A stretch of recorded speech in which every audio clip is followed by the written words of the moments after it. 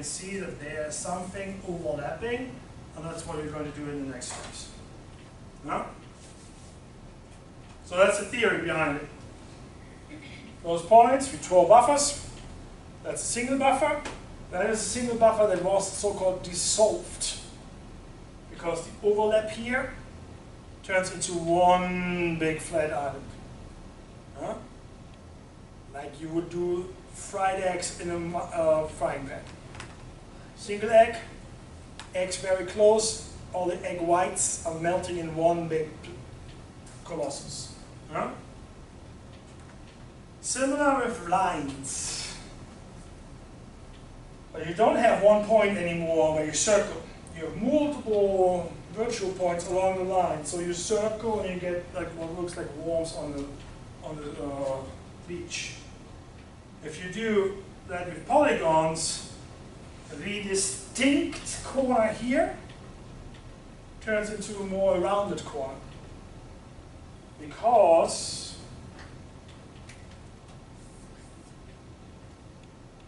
it draws the distance from here, and it's like you put a rubber band on it. Huh? Or you throw an anchor and you swing around the corner here like a Spider-Man. A Spider-Man flying around the corner. Huh? Alright, that's the theory. Typically ours. How are we going to do this? We're going to use the buffer tool in the toolbox. And we basically say, well, we have input features. Here we go. We have input features. We have a distance in linear units. That's the distance. And we create buffers that have now single standalones or dissolved. We're doing this step by step. We're doing this for every piece. This is on page 317. That's the exact same screenshot from that exercise we're going to repeat. And you can see here, this one is not dissolved, so they are single buffers. This is an economic impact study in Boise, Idaho, showing the differences from measurement from parks. Those are census blocks. If you buffer it around that park, in the middle, if you buffer it around the polygon, you can see it warps, or all those points are actually selected if you went along the street network. Why would that be important? Walking and biking. And what you don't know, this is Federal Way. Also, it's like a Chinese wall, large street. Yeah? Because this is Federal Way in Google Maps. That park here is down here. Those are about 30 to 40 feet high trees. Then you can see here, there's actually an irrigation canal as wide as a typical street here. Then you have something, I don't know, 20-foot wall. And then you have like 4-lane street. But the map shows that this is in perfect distance of half a mile from the park. If you live here, you need to go down the street, enter, and drive this way, or walking, as in almost impossible. If you're here in that area, your access is going down here on Federal. This intersection, which is more actually, no, there was no pedestrian path to go here, come here, go into the park. Fundamental issues of access. How does this look in the system to make you the difference between radial distance and along the street network? This is, remember the example from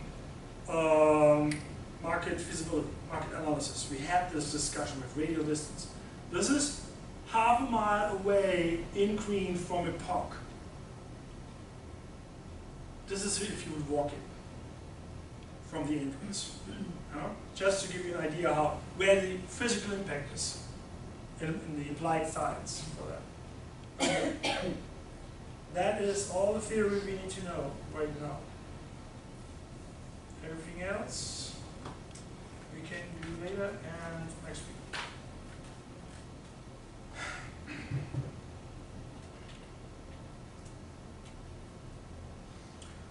Let's do one more thing. I want to work with those businesses.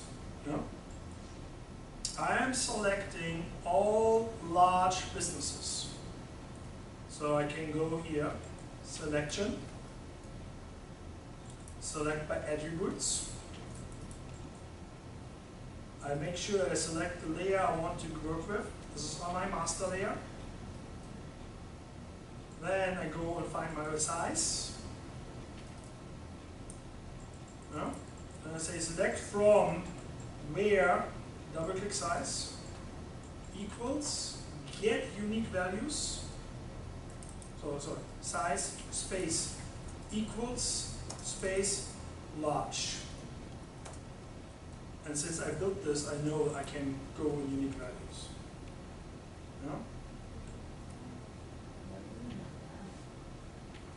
Did you select master?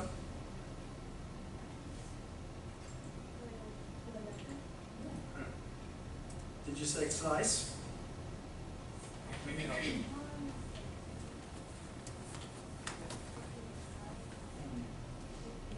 Size, get unique values, large. Get unique values. Everyone got that? If you look careful, you see size has double as a quote, and large has a single, a tick. Field versus value. If I click OK, I should see those highlighted. I can go to the table and see them highlighted.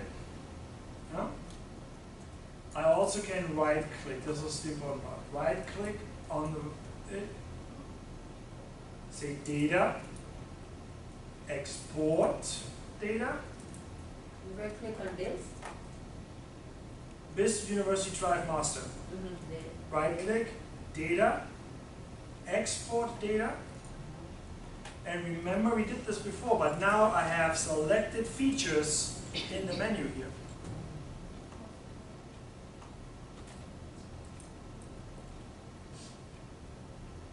And I go down here to the output feature class, say file, personal geodatabase layer. I'm in session number 5 if everything is perfect. Session 5 GDB. And then write this as large BIS. And save. And click OK. Save as a file, personal. Feature class, yes. And add it to the map. Unselect everything and then get rid of this. This. Alright. I did in BIS. Do you want to add the exported data to the map? Yeah. And once the exported data is added to the map, I unselect the businesses as I knew and I only see those 5. What did you label it as? Large BIS.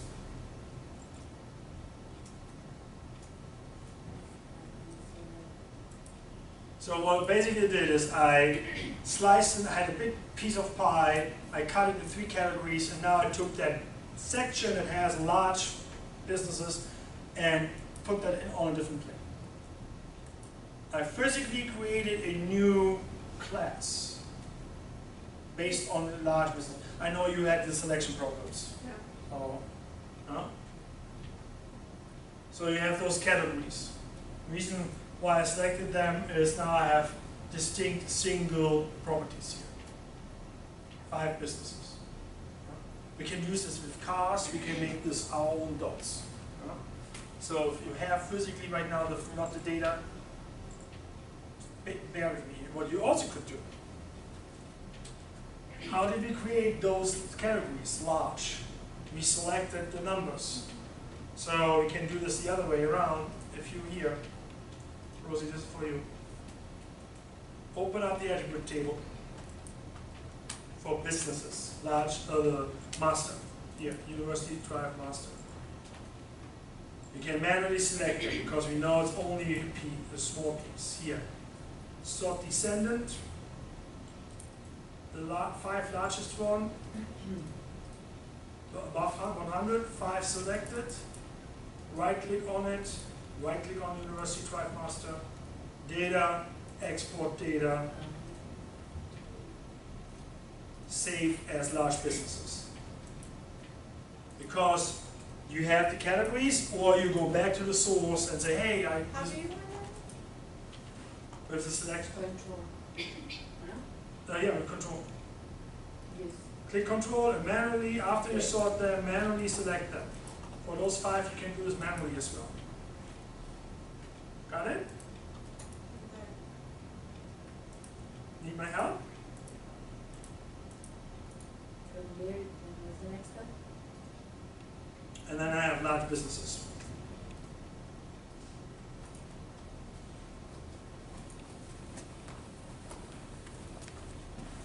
Alright. So you have all these. Where it's okay. And then you go here on the layer and say data. Export data. Selected features. And then find the location. This is the right location because you're in the GIS database. You see that? And we call that large bis. Okay. Save. Now I'm going to open the toolbox. There are 2 ways to open up a buffer. Let me show you first. Complicated part. This is where we're going to be next week. I open up the toolbox. I see all these different toolboxes. I will go to Analysis, Proximity. Now I can see there's buffer and multiple ring buffers. Those are the 2 tools we need to learn. That's Toolbox. There's also a menu called Geoprocessing on top. This is what we're going to do now. No? Toolbox on the side. In geoprocessing, if you click on this, you can see buffer, clip, intersect, union, merge, dissolve. Those are basically like in an organized kitchen or an organized garage, workshop. That's the assumption that those are the most common tools you might need. This is not carrot peeler number 5. This is a carrot peeler. Or this is a knife, not a ceramic plate or whatever you need. You know? This is the basic tools are in geoprocessing. In the long run, you will learn that you understand actually where are those tools, in which drawer, in which box. Because it helps to understand how this whole spatial GIS stuff works. Because now I'm looking at analysis, proximity, and everything that deals with proximity is in that part. The only proximity tool, the 2 only proximity tools I have here is intersect and buffer. For tonight, we're just buffering. For our own buffers are too empty. If I click buffer, I get this tool. Input features, output feature class. Distance. Yeah? And then crazy other stuff here on the bottom. Input feature is my point of interest. That's my location for the business. Yeah? Large business, we just put it on the map. The linear unit and the distance is going to be here. The radius for each of those buffers. We're doing 1 buffer zone only. 1 circle. So what I want is input features. This is going to be my large bis. I'm going to find the output location where I want those guys. I'm in session 5 GDB, and I call them large bis buffers. And I want, let's say, half a mile. Yeah? So I call them, half a mile is how many feet? How many feet are 1 mile? How many feet are 1 mile?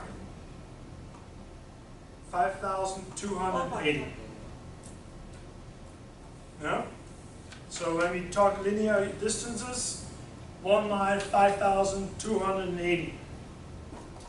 Half a mile is then 2,640.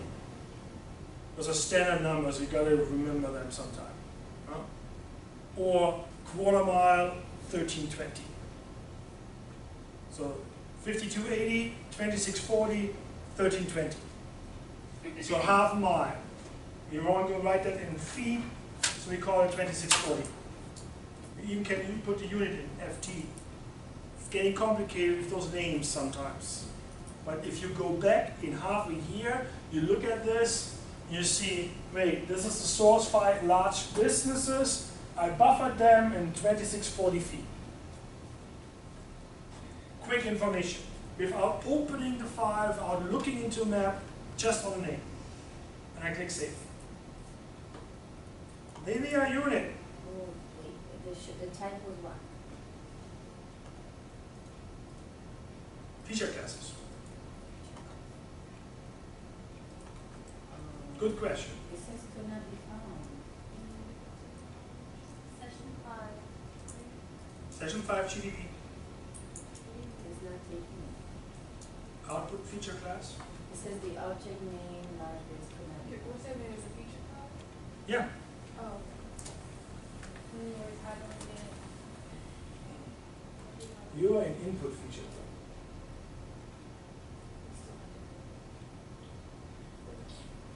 The input feature in this case, what you want is your input feature large businesses, output feature, output feature, session 5.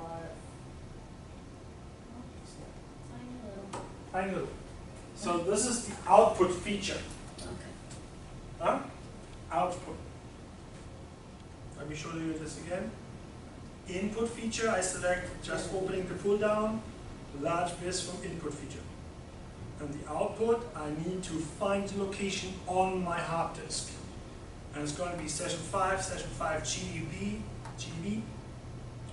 large business buffers 2640 FT. I need to use that linear unit now. Since I named it 2640, and then go down here and click feed. Alright, we named it here, distance, linear unit 2640 feet.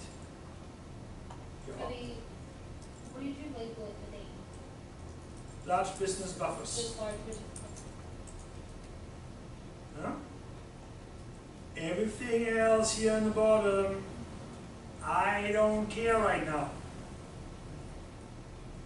Input feature, large business. Output feature class. Inside our geodatabase we used all day tonight, I call the new feature class large biz buffers 2640 FT. I could call it sample 1 to make life simple. Add linear unit 2640 feet. Not inches, not miles, feet.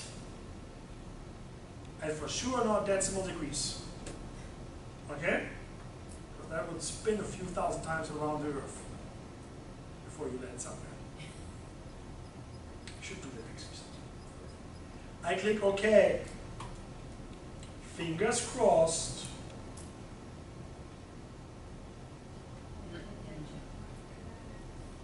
Boom.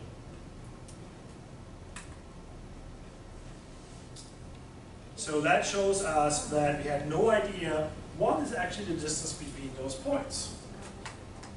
But half a mile is way too much. How do we measure by hand distances between points?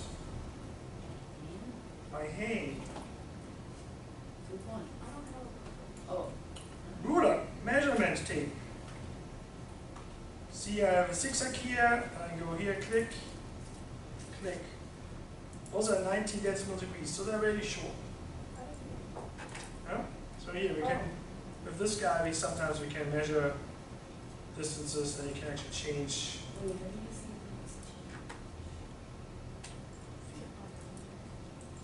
So, very short. Okay, again, there's here a measurement tape.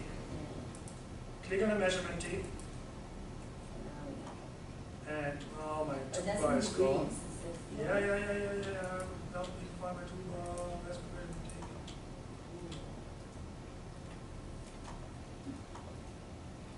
Here. So if I do measure, I have here a line measure right now. I can click here on choose units, distance, area, feet. Distance, here, feet. And now I could go the distance between this point and the next point shows me a good estimate how far those points are. Segment versus total length. So you can see segment right now, point to point, 621 in my case. So let's play with this buffer again. Let's make one more buffer. Go back to the arrow. Geoprocessing buffer. Input feature, large businesses. Output feature, find the location.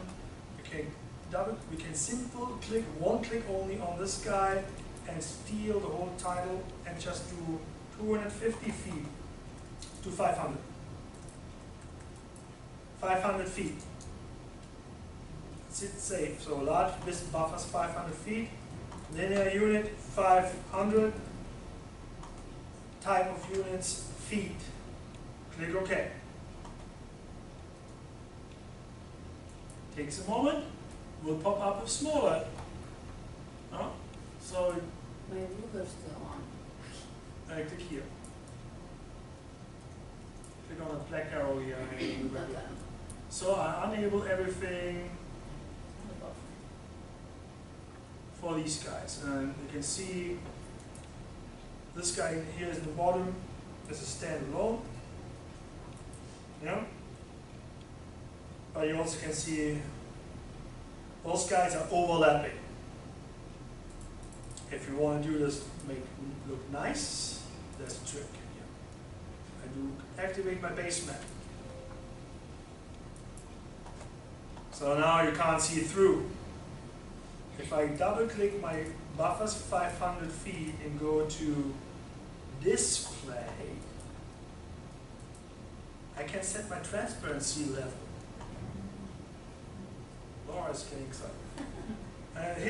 Play with 50, 35, 45, 50 and 60, depending on the data and on your base map is a good value. So I take in 50, and now I could do apply and see how it looks.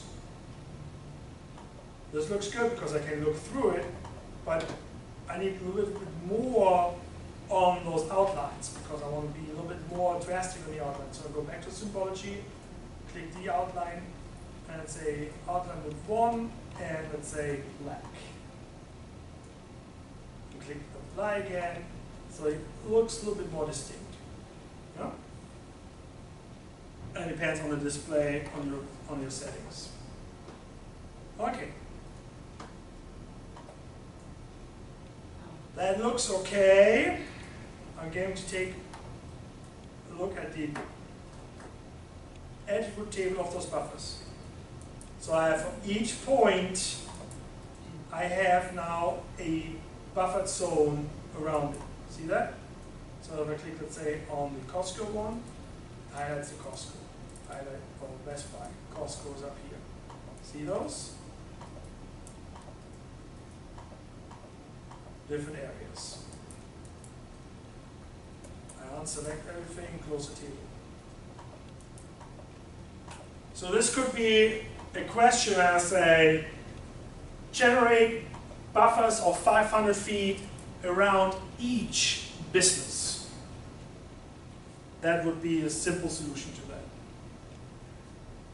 If the question would be, show the combined area of businesses and their 500 feet proximity. This is not good enough, because now you have those outlines here.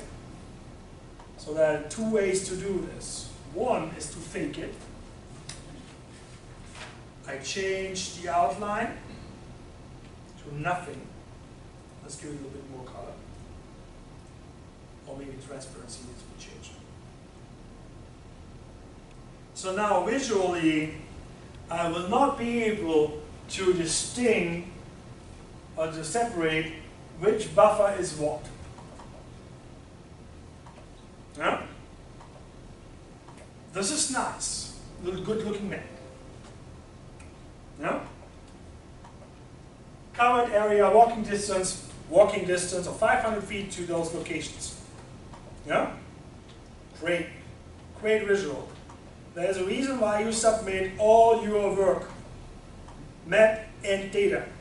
Because if that would be a question in the assignment, what I would do is in our catalog or in the map, or maybe our catalog, because it's quicker, for me quicker, I would go and look at the table and would say, hey, those are 5 unique features with the same symbology appearing as one. Alright, so this is the fake, this is quick and dirty, good, visual, works. No? That's safe.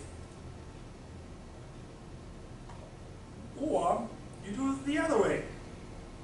Geoprocessing, buffer, and we're using now an option that's called dissolve, because I want to dissolve those overlaps. Here, I want to get rid of these. Huh? So same thing, input feature, large businesses. Output, large business buffers 500 feet, and then in capital letters DIS at the back. Dissolved. Yeah? Linear unit, 500 feet. Linear unit type, feet. Down here in the options. You can see all this crazy stuff. We could dissolve by fields, we could make categories if we want to. But we also have dissolve type. And we say all. If we would do a list, we can actually have separation. I could say, hey, all large ones, all medium ones, needs to be dissolved. All simple steps first. And click OK. Wait a little bit. Boom, boom, boom. Now, not changing symbology or something, if I open the attribute table, I have 1. No? Because it went, and even this guy,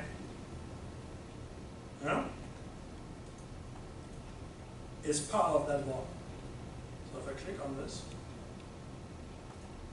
highlights. It's spatially away, but we said everything that overlaps in this layer, even if you're alone, you're going to be one new part. You just created your first multi-part polygon.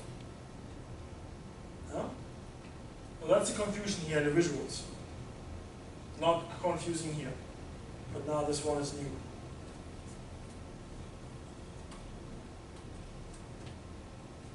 Have a good night.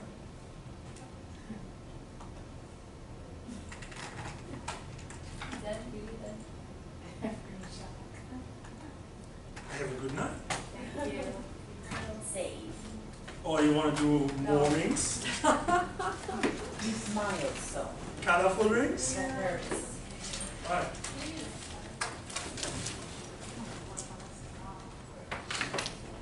When are you sending the assignment? Oh, boy. Because I had no idea how far I get to. Just for the fun. Just for the fun. Multiple ring buffers. You can watch the video. If this is part of the assignment will step by step explain it to you. Multiple ring buffers. I can do the same thing like buffer. You can find here alone. I can do multiple ring buffers here. Double click, same thing. The only new thing is I type in multiple distances. Input, large businesses, output, I don't care right now where I'll save it. I have 250 feet plus, I have 500 feet plus, I have 1,000 feet plus, units of feet. Okay, let it ring, ring, ring, ring, ring. Ring, ring, ring, ring, ring. And it should pop up as simple Different colors. buffers. See that? No magic at all. Just a new tool that builds on existing tool on top. Have a good night. Take a breath, and guys, frustration of tonight was you need to do those chapters. If there's a chapter that says do, those are 10 pages for the buffers in the book. Please do that.